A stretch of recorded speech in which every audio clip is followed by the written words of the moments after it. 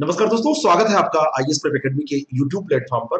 525 प्रश्नों का जो वार्षिकी का हम यहाँ पर अध्ययन कर रहे हैं, उसके 3 पार्ट हम देख चुके हैं। ये चौथा पार्ट है। चौथे पार्ट में भी आज हम 105 प्रश्न देखेंगे, फिर एक पार्ट और आएगा और ये 525 क्वेश्चन आपके तैयार हो जाएंगे। इसका पीडीएफ आपको दे दिया जाएगा टेलीग्राम पर। आप लोग टेलीग्राम फॉलो कर लीजिए, जिससे कि जब पीडीएफ मिले तो आपको उसको प्राप्त करने में कोई दिक्कत ना हो। चलिए शुरू करते हैं और लेते हैं पहला प्रश्न। प्रधानमंत्री मोदी की अध्यक्षता में 6 फरवरी 2020 को एक केंद्रीय मंत्रिमंडल की बैठक हुई। उसमें भारतीय सूचना प्रौद्योगिकी कानून संशोधन विधेयक 2020 के अंतर्गत किसे राष्ट्रीय महत्व के संस्थान का दर्जा देने का निर्णय लिया गया। यहाँ पर एक गलती से आईआईटी लिख गया है, लेकिन यह है ट्रिपल आईटी, क्योंकि यहाँ पर ध्यान दीजिए, सूचना प्रौद्योगिकी जो कानून है इसका नाम है, तो भारतीय सूचना प्रौद्योगिकी ही ये कॉलेज होंगे या विद्यालय होंगे, जो भी ये संस्थान होंगे, संस्थान कहिए ज्यादा सही है। तो triple IT Bhopal, triple IT Bhagalpur, triple IT Agartala, ये तीनों हो जाएंगे। और इसके साथ में आप दो और ध्यान रखिएगा, एक है इसमें ट्रिपल आईटी रायचूर और एक हो जाएगा इसमें ट्रिपल आईटी कौन, अगरतला। अगरतला तो इसमें हो ही गया है, ट्रिपल आईटी सूरत। तो सूरत और रायचूर भी इसमें ध्यान रखिएगा, यानी कि टोटल 5 को दिया गया है। सूरत और रायचूर ये दो और ध्यान रखिएगा, तो टोटल 5 को दिया गया है। डी ऑप्शन इसका करेक्ट है। नेक्स्ट क्वेश्चन, अगला जो प्रश्न है, 6 जनवरी 2020 को बेंगलुरु में आयोजित किसान विज्ञान कांग्रेस का मुख्य विषय क्या था। कौन सी कांग्रेस थी? किसान विज्ञान कांग्रेस। और इसका आयोजन कहां हुआ था? ये बेंगलुरु में आयोजन हुआ था, ये भी पूछा जाता है। और इसका मुख्य विषय था किसानों की आय दोगुनी करने के लिए एकीकृत कृषि और उद्यमशीलता पर किसानों का नवाचार। ये इसका थीम था, इसका विषय था। Innovation of farmers and integrated agriculture and entrepreneurship to double the income of farmers. तो ये ध्यान रखिएगा, बिल्कुल इंपॉर्टेंट प्रश्नों में से एक है। बी ऑप्शन इसका करेक्ट है। 5 फरवरी 2020 को 53 देशों के वैश्विक बौद्धिक संपदा सूचकांक को जारी किया गया। 2020 का यह सूचकांक है। इसमें भारत की रैंकिंग कितनी है? भारत को क्या रैंक मिला है बौद्धिक संपदा सूचकांक में? तो भारत की रैंकिंग है इसमें 40वीं। बौद्धिक संपदा सूचकांक में भारत की रैंक 40 है, बिल्कुल भूलना नहीं है आपको। और इसमें पहली रैंक किसकी है? कमेंट करके आपको बताना है। अगला प्रश्न, 10 जनवरी 2020 को उच्चतम न्यायालय ने अपने एक महत्वपूर्ण निर्णय में संविधान की किस अनुच्छेद के अंतर्गत कुछ प्रतिबंधों के साथ इंटरनेट के उपयोग को मौलिक अधिकार घोषित किया है? उच्चतम न्यायालय के द्वारा किया गया है, जनवरी में किया गया है। और वो कौन सा अनुच्छेद है जिसके तहत किया गया है? तो अनुच्छेद 19 तो है ही है। अनुच्छेद 19 का एक है ना, उसका अनुच्छेद 19 एक को ध्यान में आपको रखना है।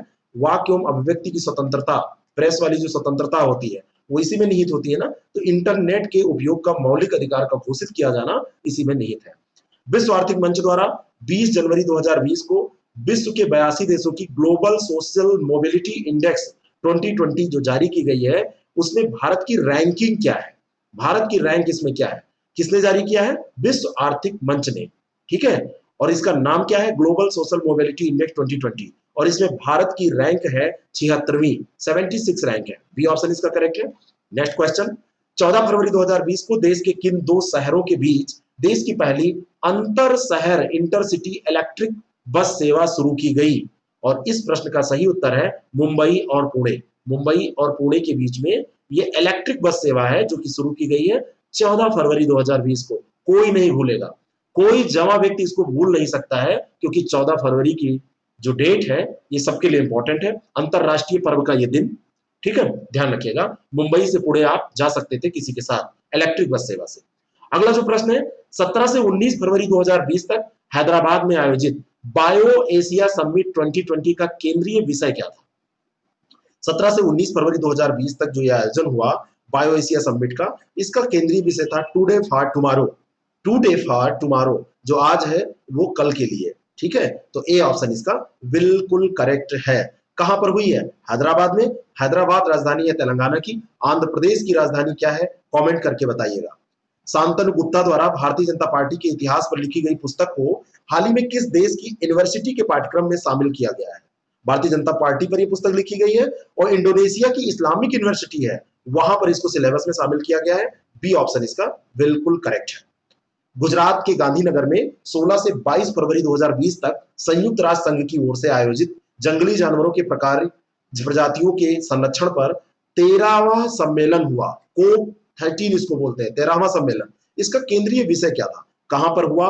गुजरात के गांधीनगर में हुआ, ये भी प्रश्न बन सकता है। कोप 13 जो ये हुआ है, और इसका जो विषय था, इस उपग्रह को जोड़ने वाली प्रवासी प्रजातियों का स्वागत है। Migratory species connecting this satellite are welcome, ये इसका केंद्रीय विषय था। बी ऑप्शन इसका करेक्ट है। ये जो क्वेश्चन हम डिस्कस कर रहे हैं, इनमें से कोई एक भी ऐसा प्रश्न नहीं है जिनको छोड़कर जाया जाए। आए या ना आए ये हमारे हाथ में नहीं है, लेकिन क्या पढ़ा जाना चाहिए ये हमारे हाथ में, वो काम हम कर रहे हैं। 29 जनवरी से 9 फरवरी 2020 के बीच में कोलकाता में 44वां अंतरराष्ट्रीय पुस्तक मेला आयोजित हुआ। इसमें फोकस थीम देश कौन सा था? फोकस थीम देश जो था वो रशिया था, रसिया। बी ऑप्शन इसका करेक्ट है। कहां पर हुआ? कोलकाता में हुआ। कौन सा था क्रम? 44वां था। वह वरिष्ठ भारतीय अधिवक्ता जिन्हें जनवरी 2020 में इंग्लैंड और वेल्स की अदालतों के लिए ब्रिटेन की महारानी का अधिवक्ता नियुक्त किया गया है। और इस प्रश्न का सही उत्तर है हरीश साल्वे। बी ऑप्शन इसका करेक्ट है। हरीश साल्वे यहाँ के वरिष्ठ अधिवक्ता हैं और उनको इंग्लैंड और वेल्स की अदालतों के लिए ब्रिटेन की महारानी का अधिवक्ता नियुक्त किया गया है। ठीक है। अगला जो प्रश्न है, वह राज्य सरकार जिसने जनवरी 2020 से राज्य की सभी प्राथमिक माध्यमिक स्कूलों में प्रार्थना के बाद में संविधान की प्रस्तावना को पढ़ाना अनिवार्य कर दिया है, और ये राज्य है महाराष्ट्र। वहां पर जैसे प्रार्थना होती है ना, तो प्रार्थना के बाद में संविधान की प्रस्तावना पढ़ाई जाएगी। ये आपको ध्यान में रखना है, संविधान की प्रस्तावना पढ़ाई जाएगी। कहां पर? महाराष्ट्र में। महाराष्ट्र में इस समय गवर्नमेंट किसकी है? शिवसेना की गवर्नमेंट है, और समर्थन है, लेकिन शिवसेना की मेजॉरिटी है और उसी के मुख्यमंत्री हैं। सतगुरु जग्गी वासुदेव द्वारा लिखी गई वह पुस्तक जिसका विमोचन उपराष्ट्रपति वेंकैया नायडू ने 21 फरवरी 2020 को किया, और इस पुस्तक का नाम है death and inside story. Death, अच्छा, मृत्यु के बाद सब कुछ समाप्त हो जाता है। हम आप बात कर रहे हैं, लेकिन अगले क्षण अगर मृत्यु आ जाती है तो सब कुछ समाप्त हो जाता है। और ये ऐसा डरावना सच है जिससे कभी भी इनकार नहीं किया जा सकता है। इसलिए जब तक आप जिंदा हैं, जिंदा दिली के साथ जिंदा रहिए, किसी का कभी बुरा मत सोचिए, अच्छे से अच्छा काम करते रहिए, है ना। जरा सा कहते हैं ना कि जब कभी आपको लगे कि कुछ आपको समझ में नहीं आ रहा है, तो जाके मरघट पे बैठना चाहिए, जाके जहां पे मुर्दे जलाए जाते हैं वहां बैठना चाहिए। जिंदगी की सच्चाई और जिंदगी का अस्तित्व आपको पता चल जाएगा। एक क्षण में क्या बदल जाता है।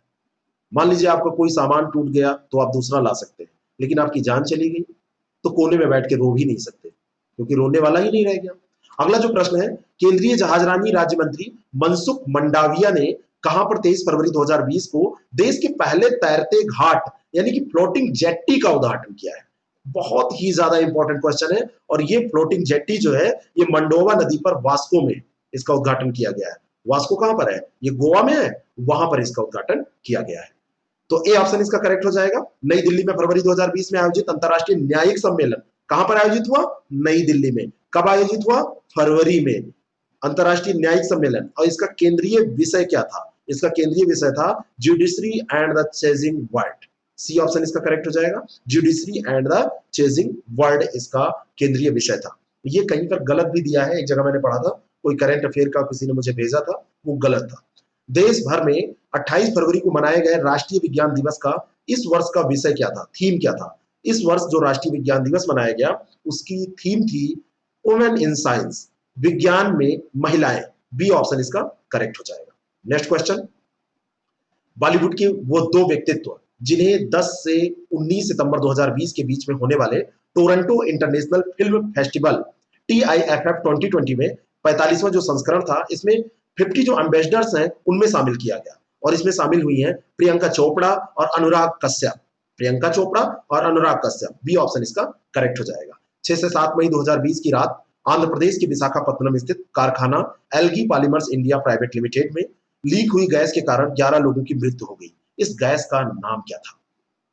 ऐसी घटनाएं जब होती हैं तो जो हम मनुष्यों ने डेवलपमेंट किया है उस पर प्रश्न चिन्ह लगने लगता है। और इस गैस का नाम था स्टाइरीन गैस। क्या नाम था? Styrene gas. बी ऑप्शन इसका करेक्ट है। भारत के बाहर विश्व के पहले योग विश्वविद्यालय का उद्घाटन 23 जून 2020 को कहां पर किया गया? ये जो योग विश्वविद्यालय है, योग विश्वविद्यालय, इसका उद्घाटन किया गया है लॉस एंजलिस में, अमेरिका में। बी ऑप्शन इसका करेक्ट है। और इसका जो नाम रखा गया है विवेकानंद जी के नाम पर है। विवेकानंद योग विश्वविद्यालय इसका नाम रखा गया है।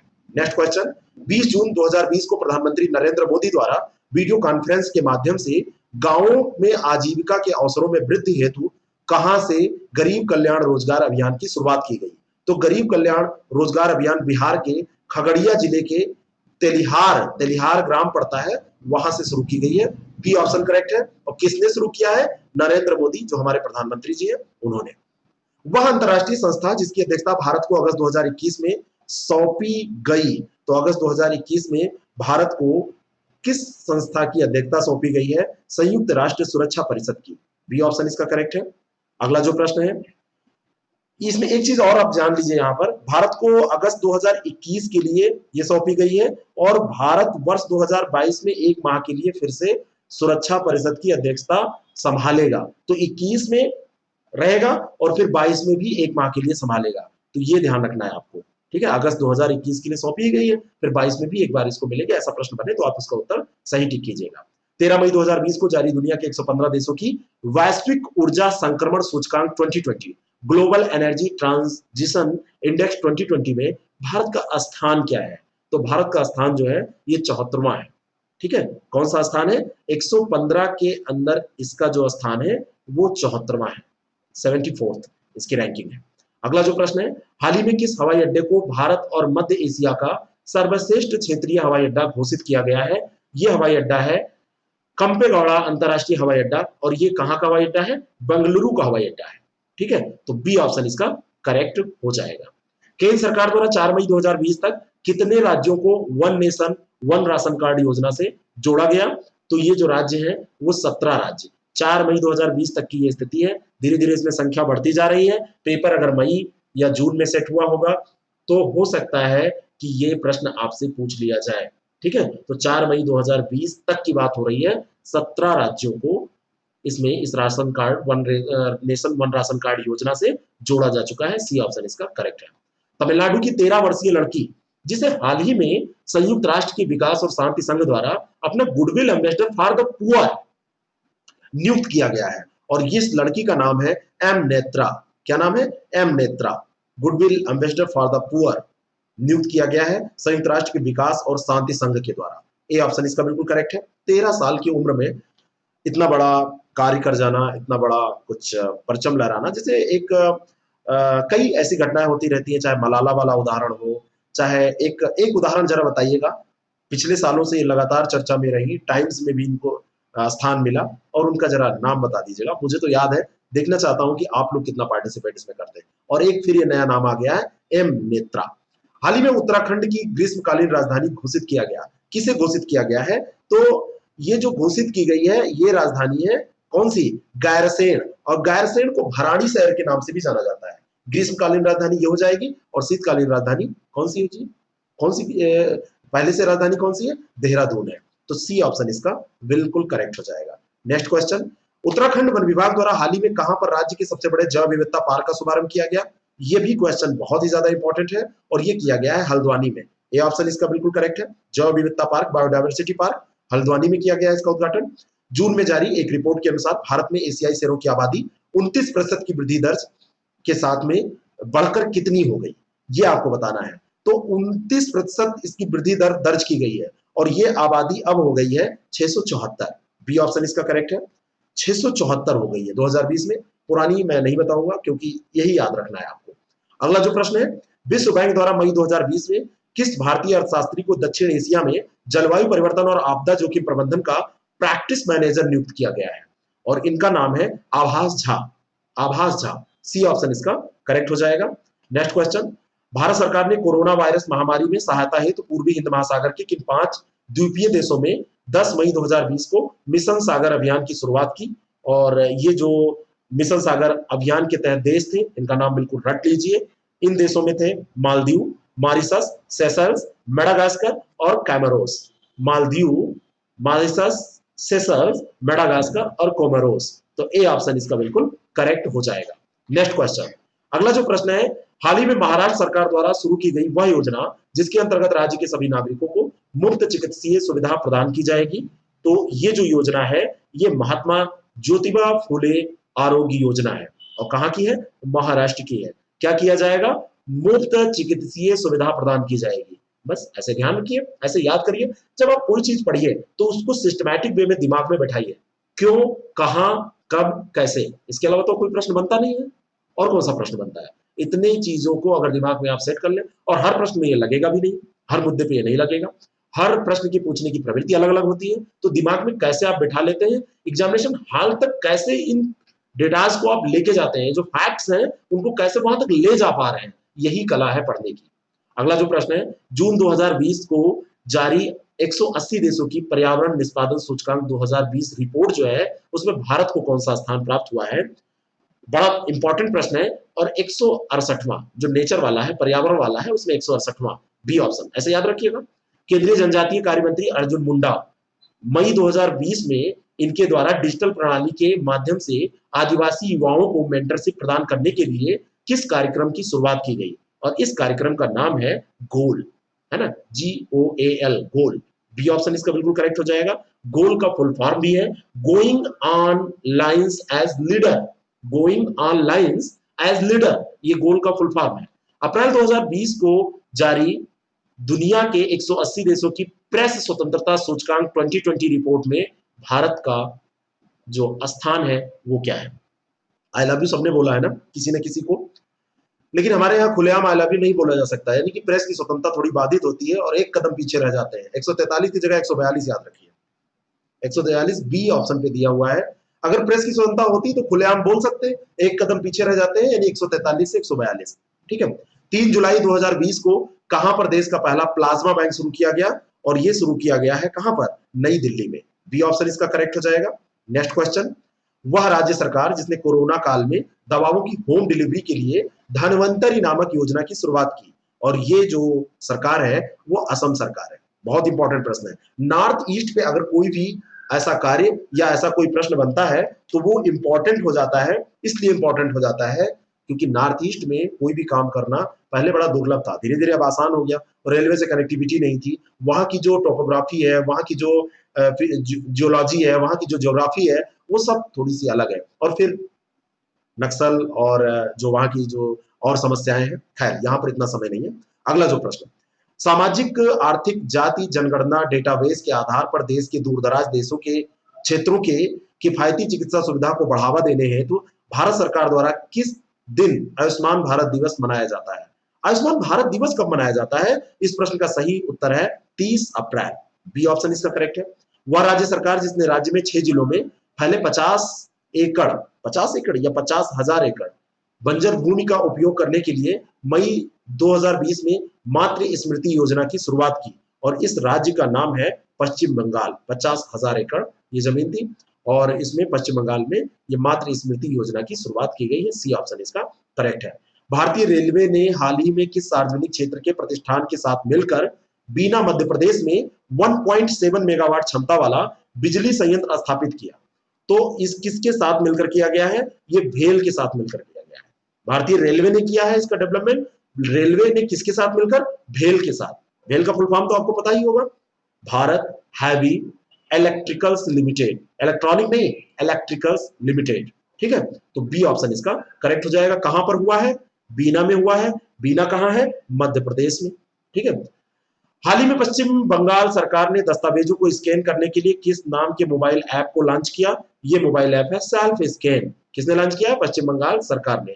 जब चाइना के ऐप्स पे प्रतिबंध लगाया गया तो कैम स्कैनर जिसका उपयोग हम लोग करते रहते थे, और उसको जब बंद कर दिया गया तो ऐसे ऐप बहुत सारे बने हैं, उसमें पश्चिम बंगाल सरकार के द्वारा सेल्फ स्कैन डेवलप किया गया है। हाल ही में उपराष्ट्रपति वेंकैया नायडू के द्वारा विमोचित पुस्तक future of high education 9 mega trend के लेखक कौन है? और इसके जो लेखक हैं वी पट्टाभिराम है। पुस्तकें जो पूछी जाती हैं ध्यान रखिएगा, ए ऑप्शन इसका करेक्ट है। गैर निष्पादित परिसंपत्तियों यानी कि नॉन परफॉर्मिंग एसेट एनपीए पर आधारित पुस्तक overdraft saving the Indian saver, overdraft saving the Indian savers, इसके लेखक कौन है? और इसके लेखक पूर्व गवर्नर रह चुके हैं Urjit Patel. B option correct है। किस राज्य सरकार जिसने जुलाई 2020 में मिशन वृक्षारोपण 2020 शुरू किया, किस राज्य सरकार के द्वारा शुरू किया गया? Uttar Pradesh. A option correct है। UP special current affair. Godhan Nyay Yojana के तहत किसानों से गोबर खरीदने वाला देश का पहला राज्य कौन सा बना? छत्तीसगढ़। ये किसानों से गोबर खरीद रहा है और इसका नाम है गोधन न्याय योजना। तो गोधन न्याय योजना का संबंध उत्तर प्रदेश से नहीं है, ये किससे संबंधित है? छत्तीसगढ़ से। कोविड-19 के प्रकोप के तहत विधि मंत्रालय ने 19 जून 2020 को लोकसभा और विधानसभा चुनाव में पोस्टल बैलेट डाक मतपत्र से मतदान की आयु 80 वर्ष से कम करके कितनी कर दी? तो ये अब कर दी गई है कितनी? 65 वर्ष या इससे अधिक। पहले था कि 80 वर्ष या इससे अधिक होगा तभी पोस्टल बैलेट का इस्तेमाल कर पाएंगे, लेकिन अब 65 या 65 प्लस में इसका इस्तेमाल कर सकते हैं। ये ऑप्शन इसका करेक्ट है। जुलाई 2020 में जारी दुनिया के 48 देशों में वैश्विक विनिर्माण जोखिम सूचकांक 2020 में भारत की रैंक क्या है? तो जो जोखिम विनिर्माण जोखिम सूचकांक है इसमें भारत की रैंक तीसरी है। बी ऑप्शन इसका करेक्ट है। भारत में उपभोक्ता संरक्षण अधिनियम 2019 लागू हुआ, किस तिथि से लागू हुआ? बहुत ही इंपॉर्टेंट क्वेश्चन है। अंतरराष्ट्रीय उपभोक्ता अधिकार दिवस 15 मार्च को मनाया जाता है, ठीक है ना। उपभोक्ता संरक्षण अधिनियम 2019 किस तिथि से लागू हुआ? ये भी इंपॉर्टेंट है। 20 जुलाई 2020 से, 20 जुलाई 2020 से, 20/7/20 है ना, उपभोक्ता के साथ 20/20 ऐसे करके याद कर लीजिए। तो बी ऑप्शन इसका करेक्ट हो जाएगा। नेक्स्ट क्वेश्चन, केंद्रीय मानव संसाधन विकास मंत्री रमेश पोखरियाल निशंक छात्रों की मानसिक स्वास्थ्य की देखभाल के लिए इन्होंने 20 जुलाई 2020 को किस पहल की शुरुआत की है? इस पहल का नाम है मनोदर्पण। क्या नाम है? मनोदर्पण। ये ऑप्शन इसका करेक्ट है। जून 2020 में जारी वार्षिक नेचर इंडेक्स 2020 में भारत की रैंकिंग कौन सी है? तो ये जो नेचर इंडेक्स है इसमें भारत की रैंकिंग क्या है? 12वीं। एक पर्यावरण वाला आया था 168वीं थी, अभी मैंने बताया ऊपर, लेकिन जब नेचर इंडेक्स आएगा तो एक दर्जन याद रखिएगा, एक दर्जन नेचर, 12वीं, ठीक है ना। बी ऑप्शन इसका करेक्ट है। अगला जो प्रश्न है, जम्मू कश्मीर में कटरा और रियासी को जोड़ने वाला भारत का पहला केबल रेल पुल, India first cable stacked rail bridge इसको बोलते हैं, तो ये कौन सा रेल पुल है? और इस रेल पुल का नाम है अंजी खाद पुल। ए ऑप्शन इसका करेक्ट है। कहां पर है? जम्मू कश्मीर में। किसको जोड़ता है? कटरा और रियासी को।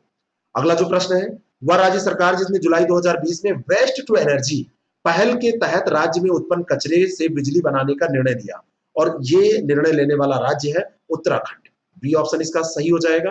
भारतीय नौसेना का सबसे बड़ा और ऊर्जा संयंत्र वाइस एडमिरल अनिल कुमार द्वारा कहां पर 23 जुलाई 2020 को कमीशन किया गया? तो भारतीय नौसेना का सबसे बड़ा और क्या है? सौर ऊर्जा संयंत्र है।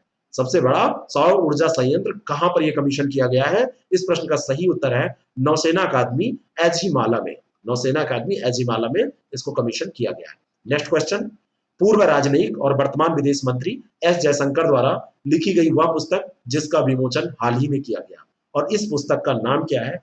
The India way, strategic for an uncertain world. B option इसका करेक्ट है।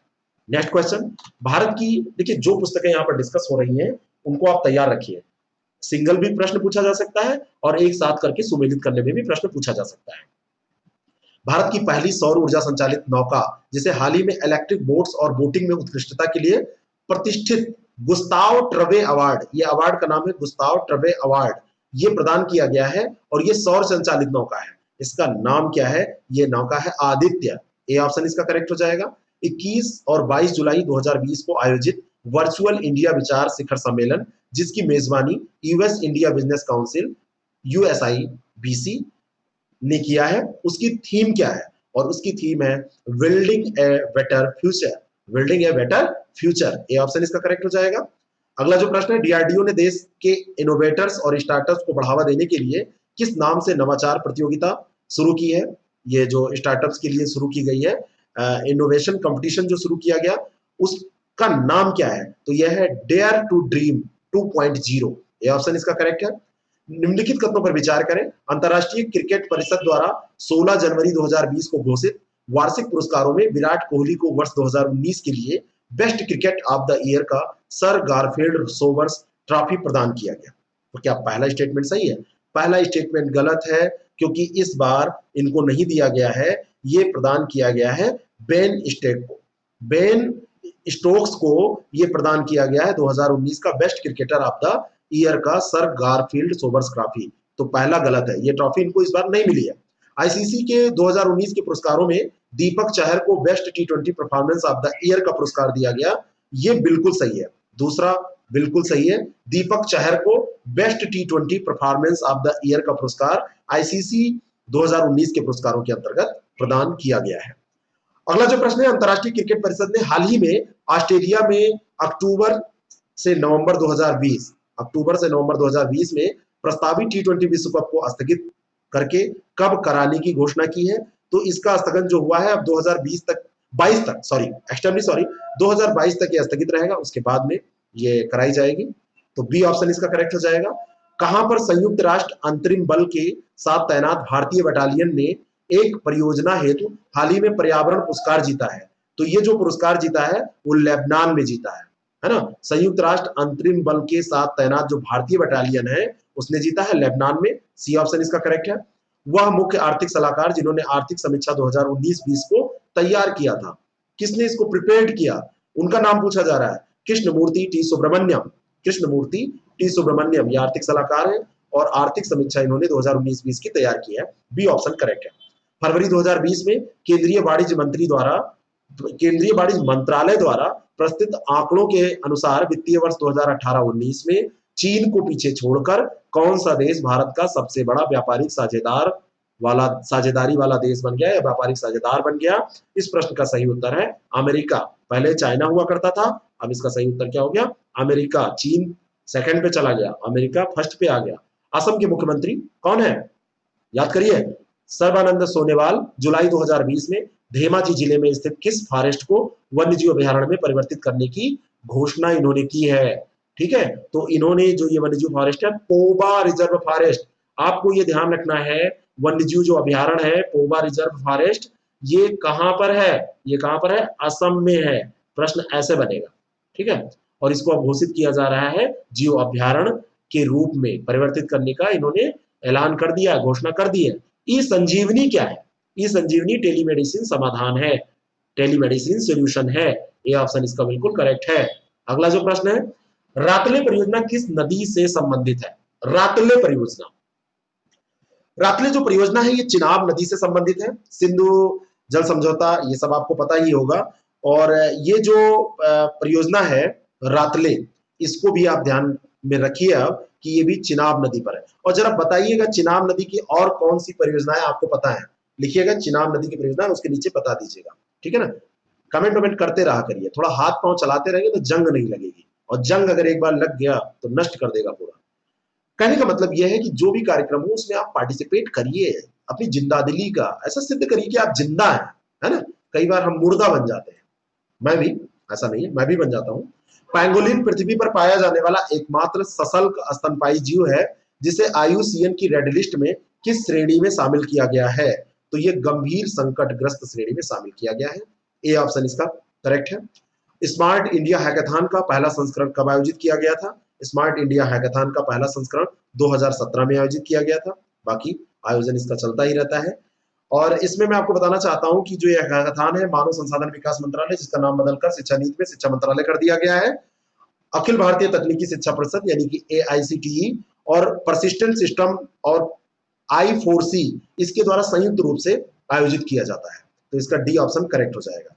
अगला जो प्रश्न है, महान स्वतंत्रता सेनानियों में से एक तथा पूर्ण स्वराज के प्रबल समर्थक जिनकी 100वीं पुण्य तिथि 1 अगस्त 2020 को मनाई गई, तो ये जो पुण्यतिथि मनाई गई है ये बाल गंगाधर तिलक की मनाई गई है। 100वीं पुण्यतिथि मनाई गई है 1 अगस्त 2020 को। आगे आप समझ गए कि पुण्यतिथि अगर 100वीं ये है तब उनकी यानी कि उनका जन्म मरण ये सब आप अंदाजा लगा सकते हैं ना। तो थोड़ा सा गूगल कर लीजिएगा और इंफॉर्मेशन आप देख लीजिएगा, इतिहास में पूछे जाते हैं। हाल के आर्थिक पैकेज के अनुसार टैक्स डिडक्टिव सोर्स TDS और tax collection at source TCS की दरों में कितने प्रतिशत की कमी की गई है? तो ये जो कमी की गई है ये 25% की कमी की गई है। सी ऑप्शन इसका करेक्ट है। वो भारतीय प्रौद्योगिकी संस्थान जिसके द्वारा मेडिकैब नामक पोर्टेबल अस्पताल विकसित किया गया, ये है IIT मद्रास। IIT मद्रास है ये क्वेश्चन जब मैं डेली 30 में डिस्कस कर रहा था तो मुझसे गलत हो गया था, मुझे याद है, बाद में मैंने उसको सही किया था। ये IIT मद्रास है। मेडिकैब जो है पोर्टेबल अस्पताल हॉस्पिटल है, ये IIT मद्रास के द्वारा डेवलप किया गया है। डेली 30 का मैंने जिक्र किया, मैं आपको बताना चाहता हूँ डेली का ये कार्यक्रम है और सप्ताह भर में एक दिन इसका टेस्ट भी होता है संडे को। और ये कार्यक्रम करंट अफेयर और GS के एक टॉपिक के साथ चलता है, आप इसमें प्रतिभाग कर सकते हैं। अगला जो प्रश्न है, ग्रामीण विकास को बढ़ावा देने के लिए CSIR और विज्ञान भारती के साथ किस संस्था ने उन्नत भारत अभियान शुरू किया? तो किस संस्था के साथ मिलकर ये शुरू किया गया है? ये IIT दिल्ली के साथ मिलकर किया गया। ए ऑप्शन इसका बिल्कुल करेक्ट है। 7 फरवरी 2020 को लखनऊ में आयोजित डेफ एक्सपो 2020 के दौरान उत्तर प्रदेश सरकार और निजी कंपनियों के मध्य कितने समझौता ज्ञापन हस्ताक्षरित किए गए, तो इनकी संख्या आपसे पूछी जा रही है, यह है 23। सी ऑप्शन इसका करेक्ट है। विश्व का सबसे बड़ा गैर ध्रुवीय ग्लेशियर कौन सा है? विश्व का जो सबसे बड़ा गैर ध्रुवीय ग्लेशियर है उसका नाम क्या है, यह आपसे पूछा जा रहा है। यह है फेदचैंको। क्या है? फेदचैंको। और फेदचैंको जो ग्लेशियर है 77 किलोमीटर लंबा है, ताजिकिस्तान में ये स्थित है। और इसके बाद में सियाचिन ग्लेशियर की बारी आती है जो 76 है। तो सियाचिन ये 76 किलोमीटर लंबा है, और ये फेदेंजुको जो है ये 77 है। और फेदेंजुको है कहाँ? ये तजाकिस्तान में है। इतनी इंफॉर्मेशन काफी है, ऐसे प्रश्न पूछे जाते हैं। ट्रांसपेरेंसी इंटरनेशनल द्वारा जारी भ्रष्टाचार बोध सूचकांक 2019 में भारत की रैंक क्या है? तो भारत की रैंक इसमें 80 है। 2019 का ही सूचकांक है। 2019 का ये सूचकांक जो है इसमें रैंक 80 है। 2020 का सूचकांक अभी उपलब्ध नहीं है, जहां तक ये सेट किया गया है तब तक। डी ऑप्शन इसका करेक्ट है। एआरईएस एरियाज का गठन केंद्रीय नवीकरण एवं नवीकरणीय ऊर्जा मंत्रालय के द्वारा किया गया है। सही स्टेटमेंट है पहला। दूसरा स्टेटमेंट अगले इस प्रश्न का है, एरियाज के प्रधान अध्यक्ष प्रधानमंत्री होते हैं। तो प्रदेश अध्यक्ष जो इसके होते हैं वो प्रधानमंत्री नहीं होते हैं। नवीन एवं नवीकरणीय ऊर्जा मंत्रालय जो है उसके जो मंत्री होते हैं वो इसके पदेन अध्यक्ष होते हैं। ठीक है, ये ध्यान रखिएगा। तो ये दूसरा गलत हो जाएगा और पहला सही, ए ऑप्शन इसका करेक्ट हो जाएगा। अगला प्रश्न, हाल के अध्ययन से पता चला है कि बोलवाचिया पद्धति के इस्तेमाल से डेंगू बुखार की आबादी के प्रसरण को काफी कम किया जा सकता है। पहला स्टेटमेंट बिल्कुल सही है। ये बोलवाचिया पद्धति है, इसमें डेंगू बुखार के प्रसरण को कम किया जा सकता है। डेंगू एक जीवाणु जनित बीमारी है, अगला स्टेटमेंट है, और ये भारत सहित कई देशों में स्थानिक रोग है। मैं आपको बताना चाहता हूं कि डेंगू एक जीवाणु जनित बीमारी नहीं है। कैसी बीमारी है? डेंगू एक विषाणु जनित बीमारी है। ठीक है, और डेंगू बुखार के लिए जिम्मेदार जो मच्छर प्रजाति है वो एडीज एजिप्टी है। ठीक है ना, और आबादी को जो एजिप्टी की आबादी है इसको ही कम करने के लिए बोलवाचिया पद्धति का उपयोग किया जाता है, और बोलवाचिया बैक्टीरिया से उसको संक्रमित कर दिया जाता है। डेंगू एक विषाणु जनित बीमारी है, तो ये दूसरा स्टेटमेंट गलत हो जाएगा, पहला सही है। ए ऑप्शन इसका बिल्कुल करेक्ट हो जाएगा। जार बम जो हाल ही में खबरों में देखा गया था, किस देश द्वारा विकसित किया गया था? तो जार बम जो डेवलपमेंट इसका हुआ है वो रूस के द्वारा किया गया है। बी ऑप्शन इसका बिल्कुल करेक्ट है। और ये दावा किया जा रहा है कि ये दुनिया का सबसे शक्तिशाली हाइड्रोजन बम है। हिरोशिमा के हमले में जो बम इस्तेमाल हुआ था उसके मुकाबले 3000 गुना शक्तिशाली।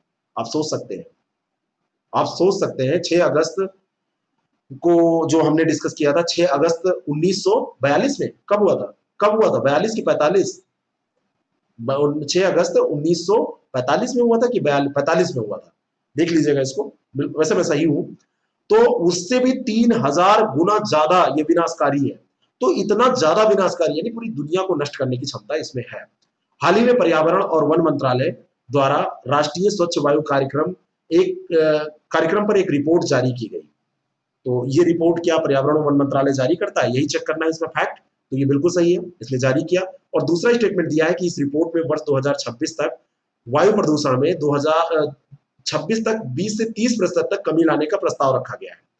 इसमें जो कमी लाने का प्रस्ताव रखा गया है 2026 तक, ये 2026 तक ऐसा कोई आंकड़ा भी नहीं है। ये 2024 तक 20 से 30% कमी लाने का प्रस्ताव रखा गया है। तो यहां पर अगर 2024 दिया होता तो ये सही होता, यानी 26 नहीं 24, 4 साल के बाद का लक्ष्य रखा गया है। वैसे भी जो लक्ष्य इस समय रखे जा रहे हैं 22 या 24 यही रखे जा रहे हैं, बट टीबी वाला जो लक्ष्य है वो अंतरराष्ट्रीय स्तर पर 2030 का है, लेकिन भारत में 2025 का है। बाकी अधिकतर 2024 और 22 के ही है। तो इसका दूसरा स्टेटमेंट गलत हो जाएगा, पहला सही, ए ऑप्शन इसका बिल्कुल करेक्ट हो जाएगा। क्राइसिल की एक रिपोर्ट में कहा गया है कि वर्तमान वित्त वर्ष के पहले 4 महीनों के दौरान मनरेगा मजदूरों की औसत आय प्रति माह दोगुनी हुई है। कहा गया है तो सही बात होगी, ए ऑप्शन करेक्ट, पहला जो है स्टेटमेंट करेक्ट है। और इस वित्तीय वर्ष के अप्रैल जून में प्रतिदिन की मजदूरी में 12% की वृद्धि भी देखी गई है, ये भी सही है। क्योंकि जब ये लॉकडाउन लगा तो सरकार ने, वैसे तो मनरेगा जो था गवर्नमेंट इसके बजट जब अलॉट कर रही थी, बजट एलोकेशन में इसके बजट को गवर्नमेंट ने कम किया था, मनरेगा को धीरे धीरे समाप्त करने जा रही थी गवर्नमेंट। लेकिन क्या हुआ, जब लॉकडाउन लगा तो लोगों की जो ग्रामीण स्तर पे आजीविका है उसको सही करने के लिए सबसे अच्छा माध्यम सरकार को यही लगा। ठीक है, तो ऐसा हुआ, तो सी ऑप्शन इसका करेक्ट हो जाएगा। दोनों स्टेटमेंट सही है। अगला प्रश्न, निम्नलिखित कथनों पर विचार करें। पहला स्टेटमेंट है, तीस्ता नदी को उत्तरी बंगाल की जीवन रेखा माना जाता है। क्या माना जाता है? उत्तरी बंगाल की जीवन रेखा तीस्ता नदी को माना जाता है। बिल्कुल माना जाता है। पश्चिम बंगाल के लगभग आधे जिले तीस्ता नदी के पानी पर निर्भर हैं।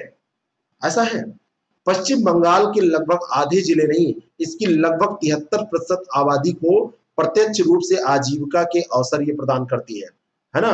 और आधा दर्जन जिले, आधे जिले नहीं, 6 जिले लगभग इसके तीस्ता नदी के पानी पर निर्भर है। तो दूसरा गलत हो जाएगा, पहला सही हो जाएगा। ए ऑप्शन इसका बिल्कुल करेक्ट हो जाएगा। फ्लेवोनाइट के बारे में कौन सा कथन असत्य है? फ्लेवोनाइट क्या है? फ्लेवोनाइट रोग प्रतिरोधक क्षमता को बढ़ाते हैं, बिल्कुल सही है। फ्लेवोनाइट यही है। फ्लेवोनाइट एक फाइटोन्यूट्रिएंट्स का समूह होता है, दूसरा भी सही है।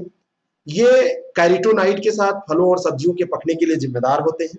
मैं आपको बताना चाहता हूं कि ये पकने के लिए जिम्मेदार नहीं होते हैं, उनके जो कलर्स होते हैं, फलों और सब्जियों के जो कलर्स होते हैं, उन कलर्स के लिए, रंगों के लिए जिम्मेदार होते हैं। तो ये गलत है, सी ऑप्शन इसका करेक्ट हो जाएगा। और फ्लेवोनाइड्स के भरपूर आहार से हमें दिल, जिगर, गुर्दा, मस्तिष्क से संबंधित और अन्य संक्रामक रोगों से बचाते हैं, उनसे बचा जा सकता है। तो ये भी सही है, तो इसका सही उत्तर सी हो जाएगा। नेक्स्ट क्वेश्चन, अगला जो प्रश्न है, किस देश ने काला सागर के तट के साथ एक बड़े प्राकृतिक गैस भंडार की खोज की है? तो ये जो खोज की है वो तुर्की ने की है। तो बी ऑप्शन इसका करेक्ट हो जाएगा। कौन सा युग्म सही सुमेलित नहीं है, असुमेलित है? खिलाड़ी और खेल, रोहित शर्मा क्रिकेट सही है। मरियप्पम थंगावेलु पैरा एथलीट, ये भी सही है। मनिका बत्रा हॉकी गलत है। सोचिए ये क्या है? विन्यास विनेश फोगाट, विनेश जो फोगाट है ये कुश्ती, ये बिल्कुल सही है। मनिका बत्रा का संबंध टेबल टेनिस से, किससे है? टेबल टेनिस से मनिका बत्रा का संबंध है। ये हॉकी गलत दिया हुआ है, तो इसका सी ऑप्शन ही गलत है, यही सही उत्तर हो जाएगा। हाल ही में राष्ट्रीय खेल, अब इनको क्यों यहाँ पर चर्चा क्यों की गई, इनकी क्यों इनको क्वेश्चन में रखा गया? खेल रत्न जो पुरस्कार दिए गए हैं उनमें 5 खिलाड़ी हैं। राजीव गांधी खेल रत्न पुरस्कार जिनको मिला है, 27 खिलाड़ियों को अर्जुन पुरस्कार मिला है। रोहित शर्मा, रानी रामपाल, पैरा एथलीट मरियप्पन थंगावेलु, विनेश फोगाट और मनिका बत्रा, इनको खेल रत्न पुरस्कार राजीव गांधी दिया गया है। ठीक है, और 29 अगस्त पर ये पुरस्कार दिए जाते हैं। अगला जो प्रश्न है, हाल ही में राष्ट्रीय खेल रत्न पुरस्कार के विजेताओं के नामों की घोषणा की गई। राजीव गांधी खेल रत्न अवार्ड घोषित करने की जो घोषणा मतलब जो हुई है, तो उसमें रोहित शर्मा है, मनिका बत्रा है, रानी रामपाल है। डी ऑप्शन इसका करेक्ट हो जाएगा। इसके अलावा जो 2 हैं जो आपको ध्यान में रखने हैं, एक मरियप्पम टी और साथ में एक इसमें बच रहा है आपका कौन, विनेश फोगाट, जो इसमें नहीं दिया। इन 5 लोगों को दिया गया है। ठीक है, तो ये ध्यान रखिएगा। ठीक, नेक्स्ट क्वेश्चन, अगला जो प्रश्न है, हाल ही में किसके द्वारा वित्तीय शिक्षण हेतु राष्ट्रीय कार्यनीति जारी की गई? तो वित्तीय शिक्षण के लिए जो कार्यनीति जारी की जाएगी वो आरबीआई के द्वारा जारी की जाएगी। बी ऑप्शन इसका करेक्ट है। नमत बसाई क्या है? नमत बसाई केरल सरकार का ये कार्यक्रम है, और केरल सरकार का ये कार्यक्रम जो है वो आदिवासी बच्चों को उनकी मातृभाषा में शिक्षा प्रदान करने का एक अनूठा कार्यक्रम है। ये ऑप्शन इसका दुरुस्त है। किसे चुनाव आयुक्त के रूप में नियुक्त किया गया है? तो चुनाव आयुक्त के रूप में राजीव कुमार को नियुक्त किया गया है। बी ऑप्शन इसका करेक्ट है। और जो लवासा थे, एशियाई विकास बैंक में उपाध्यक्ष के रूप में कार्य करने वो चले गए, तो उनके स्थान पर जो जगह खाली हुई, उन्हीं के स्थान पर ये राजीव कुमार है। वेस्ट नाइल वायरस के बारे में असत्य कथन आपको बता रहे हैं। 21 अगस्त 2020 को वेस्ट नील या वेस्ट नाइल वायरस जो है, इसके प्रकोप के कारण स्पेन में 2 लोगों की मौतें हो गई।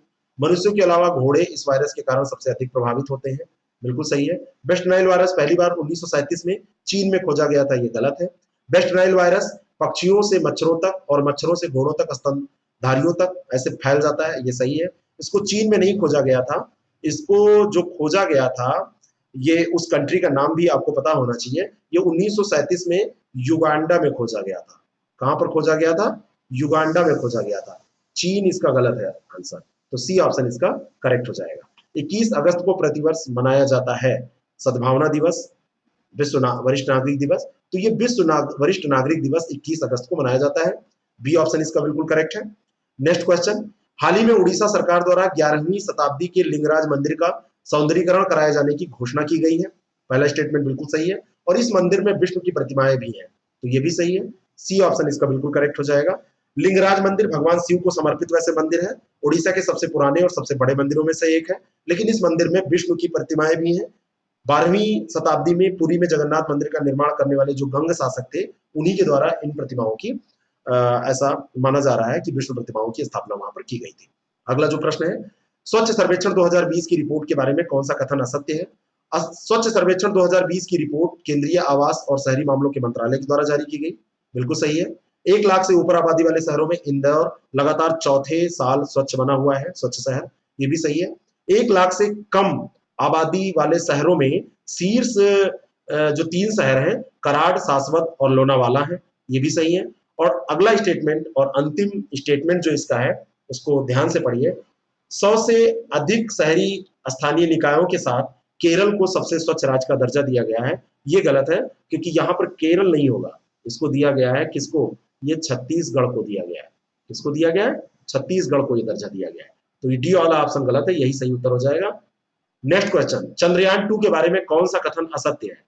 भारत के दूसरे चंद्र अभियान चंद्रयान 2 ने चंद्रमा की कक्षा में 1 वर्ष पूरा किया, सही है। भारत का दूसरा चंद्र मिशन चंद्रयान 2 22 जुलाई 2019 को आंध्र प्रदेश के सतीश धवन अंतरिक्ष केंद्र से लॉन्च किया गया था, ये भी सही है। चंद्रयान का जो मिशन है, पहला चंद्र मिशन चंद्रयान फर्स्ट था, ये भी सही है। और दिया है कि चंद्रयान फर्स्ट 2010 में शुरू किया गया था। ये चंद्रयान फर्स्ट जो था, ये 2008 में शुरू किया गया था और 2009 में फिर इसका संचालन शुरू हो पाया था, तो ये 2010 नहीं होगा, ये 2008 होगा, ठीक है ना। तो ये गलत हो जाएगा, डी ऑप्शन इसका करेक्ट हो जाएगा। दिल्ली राष्ट्रीय राजधानी क्षेत्र की आबादी 37% है, यानी कि दिल्ली की राष्ट्रीय राजधानी क्षेत्र में जो रहने वाली आबादी है वो 37% इसी में रहती है, बिल्कुल सही है। 18 अगस्त 2020 को अशोक लवासा ने चुनाव आयुक्त के रूप में शपथ ली। चुनाव आयुक्त के रूप में शपथ नहीं ली, इन्होंने इस्तीफा दिया और इन्हीं की जगह पे अभी मैंने बताया था कि कौन आ गया था, जरा याद करिए। तो एशियाई विकास बैंक के ये उपाध्यक्ष बन गए, यहाँ पे इस्तीफा देके। ये ऑप्शन करेक्ट है, दूसरा गलत है। अंतरराष्ट्रीय सोलर गठबंधन की शुरुआत भारत और फ्रांस ने मिलकर नवंबर 2015 में की थी, बिल्कुल सही है। और इसका फ्रेमवर्क समझौता दिसंबर 2018 में लागू हुआ। 2018 दिसंबर में नहीं, 11 मार्च दिसंबर 2017 में ये हुआ, ठीक है। दिसंबर 2017 में ये लागू हुआ और 11 मार्च 2018 को इसकी स्थापना हो गई थी। स्थापना दिवस 11 मार्च को इसका मनाया जाता है। तो दूसरा गलत हो जाएगा, पहला सही है। ए ऑप्शन इसका बिल्कुल करेक्ट हो जाएगा। हाल ही में की गई घोषणा के अनुसार काम्पा फंड का उपयोग किया जाएगा। काम्पा फंड का उपयोग केवल वृक्षारोपण पहल और वनीकरण के लिए किया जाएगा, बी ऑप्शन इसका करेक्ट हो जाएगा। किस पड़ोसी देश के साथ भारत ने एयर बबल समझौता किया है? तो ये मालदीव है, जिसके साथ भारत ने एयर बबल समझौता किया है ना। और यहाँ पर जो एयर बबल समझौता है, ये क्या है? वही जो संचालन बंद हो गया था, परिवहन संचालन सेवाएं जो बंद हुई थी जहाज की, मतलब एरोप्लेन्स की, उसी के तहत ये शुरुआत हुई। निम्नलिखित कथनों पर विचार करें। भारत ने 230 से अधिक SEZ सेज जो है वो कार्यरत है, पहला सही है। और इसमें से 65% तमिलनाडु, तेलंगाना, आंध्र प्रदेश, कर्नाटक और महाराष्ट्र में स्थित है, ये भी सही है। सी ऑप्शन इसका बिल्कुल करेक्ट हो जाएगा, ठीक है। और भारत सरकार द्वारा जो ये क्षेत्र है, इन आर्थिक क्षेत्रों में गतिविधियों को बढ़ावा देने के लिए प्रोत्साहन प्रदान किया जाता है। निर्यात आय पर 100% आयकर छूट यहाँ पर दी जाती है और सेज के विकास, संचालन और रखरखाव के लिए शुल्क मुक्त घरेलू खरीद भी इसमें शामिल है। अगला जो प्रश्न है, हाल ही में रक्षा मंत्रालय के द्वारा रक्षा उत्पादन विभाग के पोर्टल सृजन का शुभारंभ किया गया। यहाँ पर मंत्रालय आप ऐड कर लीजिए, तो ये किया गया है और यह एक one stop shop online portal है। तो ये दोनों के दोनों स्टेटमेंट सही है, इसमें कोई दो राय नहीं है। अरुणाचल प्रदेश में वनों की कटाई की उच्च दर के कारण किस पक्षी का वास स्थान संकट में पड़ चुका है? तो ये जो पक्षी है वो कौन सा पक्षी है? वो है हॉर्नबिल पक्षी, बी ऑप्शन इसका बिल्कुल सही हो जाएगा। पापुम रिजर्व फॉरेस्ट बड़ी, रंगीन और फल खाने वाली हॉर्नबिल की 3 प्रजातियां हैं, ग्रेट, पुष्पांजलि और ओरिएंटल चितकबरा, उनका निवास स्थल है, ठीक है। और हॉर्नबिल पक्षी का वहां पर जो निवास स्थल ये है वो संकट में पड़ चुका है, ऐसा उपग्रह डेटा पर आधारित एक अध्ययन था, उसमें बताया गया है। Next question, Papum reserve forest किस प्रदेश में स्थित एक महत्वपूर्ण पक्षी और जैव विविधता क्षेत्र है? तो अभी मैंने आपको बताया कि ये अरुणाचल प्रदेश में है, पापुम अरुणाचल। अंतर्राष्ट्रीय वित्त निगम के संबंध में असत्य कथन की पहचान कीजिए। आईएफसी के बारे में, एक अंतर्राष्ट्रीय वित्तीय संस्थान है ये, जो विकसित देशों में निजी क्षेत्र के विकास को प्रोत्साहित करता है। ये क्या असत्य है? एक अंतर्राष्ट्रीय वित्तीय संस्थान है जो विकसित देशों में यहां पर दिया है, और ये क्या करता है? ये वित्तीय संस्थान है, ये विकासशील देशों में निजी क्षेत्र के विकास को प्रोत्साहित करता है। तो पहला ही गलत हो गया, ए ऑप्शन इसका करेक्ट हो गया। बाकी इसका मुख्यालय वाशिंगटन डीसी, संयुक्त राज्य अमेरिका में है।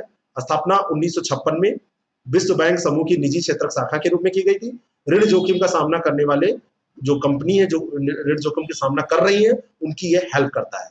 तो बाकी सब इसमें सही है, ठीक है ना, पहला ही गलत है। चेन्नई से अंडमान और निकोबार द्वीप समूह को जोड़ने वाली अंतः समुद्री ऑप्टिकल फाइबर केबल का उद्घाटन किसके द्वारा किया गया? ये नरेंद्र मोदी के द्वारा उद्घाटन किया गया, प्रधानमंत्री के द्वारा, और दिसंबर 2018 में इसकी आधारशिला रखी गई थी। राष्ट्रपति पद के उम्मीदवार जो बिडेन ने कमला हैरिस को उपराष्ट्रपति पद के लिए चुना है। कमला हैरिस के संबंध में असत्य कथन आपको बताना है। कमला हैरिस का जन्म भारत के बंगलुरु में हुआ था, ये गलत है, पहला ही गलत हो गया। ए ऑप्शन इसका सही हो गया। बाकी वो कैलिफोर्निया की पूर्व अटॉर्नी जनरल रही हैं। 2003 में उन्होंने पहला चुनाव जीता था। अमेरिका में एक बहुसंख्यक पार्टी के राष्ट्रीय कार्यालय के लिए नामित होने वाली पहली अश्वेत महिला और भारतीय मूल की पहली व्यक्ति है। ये सब इनका जो स्टेटमेंट के बारे में दिया है, ये सारा फैक्ट सही है। पहला गलत है, क्योंकि इनका जो जन्म है ये भारतीय मूल की जरूर है, लेकिन इनका जन्म कैलिफोर्निया में एक स्थान पड़ता है ओकलैंड, तो कैलिफोर्निया के ओकलैंड में हुआ था इनका जन्म, भारत में नहीं हुआ था। इनका जन्म कहाँ हुआ था?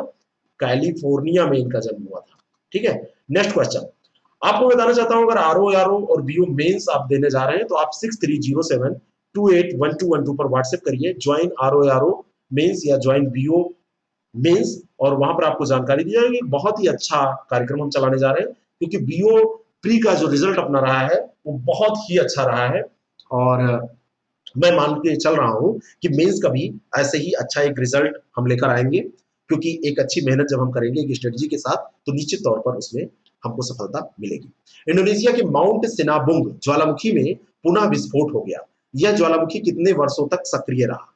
तो ये 400 वर्षों तक सक्रिय रहा। कितने वर्षों तक? 400 वर्षों तक ये सक्रिय रहा। और माउंट सिना जो सक्रिय नहीं, ये कितने वर्षों तक निष्क्रिय रहा? कितने वर्षों तक निष्क्रिय रहा? 400 वर्षों तक ये निष्क्रिय रहा। 400 वर्षों के बाद में अचानक इसमें विस्फोट हुआ, और ये पैसिफिक रिंग ऑफ फायर पर स्थित है। 120 से अधिक सक्रिय ज्वालामुखी उस क्षेत्र में है। माउंट सिनाबांग इंडोनेशिया के उत्तर में जो सुमात्रा द्वीप है, सुमात्रा द्वीप में स्थित है, ये ध्यान रखिएगा। जो सिनाबंग है या सिनाबुंग जो है, ये कहां पर स्थित है? सुमात्रा द्वीप पर स्थित है। सुमात्रा द्वीप के बारे में ध्यान रखिएगा, वहां पर ये स्थित है, ठीक है ना। जो पैसिफिक रिंग ऑफ फायर है, ये जो प्रशांत महासागर का एक जो क्षेत्र है जहां पर ज्वालामुखी विस्फोट और भूकंप आते हैं। दुनिया के 90% भूकंप इसी क्षेत्र में आते हैं। ज्योग्राफी का इंपॉर्टेंट प्रश्न है। अगला जो प्रश्न है, प्रोजेक्ट चीता का संबंध किससे है? प्रोजेक्ट चीता भारतीय सशस्त्र बलों से संबंधित है। ये ऑप्शन इसका बिल्कुल करेक्ट हो जाएगा। और अजय कुमार समिति प्रोजेक्ट चीता को पुनर्जीवित करने के प्रस्ताव करने का जो प्रस्ताव है, ये अजय कुमार के तहत एक जो गठित समिति थी, उसने मंत्रालय को, इस समिति ने रिपोर्ट भेजी है, उसी में बताया है। अजय कुमार रक्षा सचिव हैं, उन्हीं के उसमें ये समिति गठित की गई थी, और ये भारतीय सेना, नौसेना और वायुसेना के साथ सभी पूंजीगत खरीद के प्रभारी भी है ना। तो ये ध्यान रखिएगा। और अंतिम प्रश्न इस एपिसोड का, फिर एक एपिसोड और आएगा और आपकी तैयारी बिल्कुल अच्छे से हो जाएगी। तो अंतिम एपिसोड आएगा, उसके पहले ये अंतिम प्रश्न इस एपिसोड का देखते हैं। अब 105 प्रश्न और हमको डिस्कस करने रहेंगे। 105वां प्रश्न है इस एपिसोड का, अगस्त के प्रथम सप्ताह के दौरान किस देश में तेल रिसाव के कारण पर्यावरणीय आपातकाल घोषित किया गया? और ये देश है मॉरिशस। बी ऑप्शन इसका करेक्ट हो जाएगा। पढ़ते रहिए जम के, खूब अच्छे से तैयार करते रहिए। जो ऐसी चीजें हैं जिनको फैक्ट जिसमें होता है और जिनको आप फैक्ट के कारण गलत करते हैं, अंतिम समय में उसका रिवीजन करते रहिए। Thank you very much, all the best.